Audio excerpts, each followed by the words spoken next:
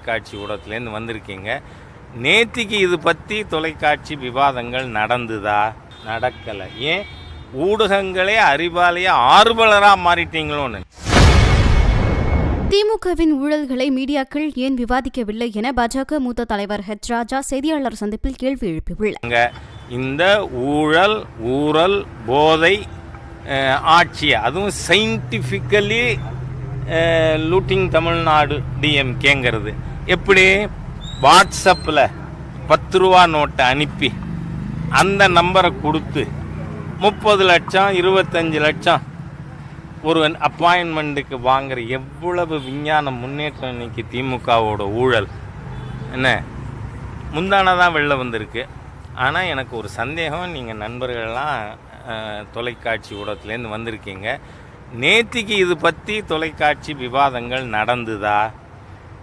நடக்கலை. ஏன் ஊடகங்களே அறிவாலய ஆர்வலராக மாறிட்டீங்களோன்னு. நான் அந்த அறிவாலய அடிமைங்கிறத நான் மாற்றிக்கிட்டேன், உங்களை காயப்படுத்தக்கூடாதுன்னு என்ன அப்படின்னு தோணுது. ஆகவே ஒரு இழிந்த ஆட்சி.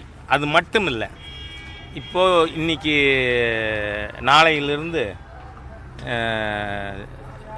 தீவிர வாக்காளர் திருத்த பணி துவங்குது. இது முதல் தரம் நடக்குதா? சுதந்திர இந்தியாவில் இது 11வது முறை. 10வது தடவை எப்போ நடந்தது? 2002-2004 காலகட்டத்தில். 10 தரம் ஆட்சேபனையில் இப்போ 11வது தரத்தில் என்ன ஆட்சேபனை?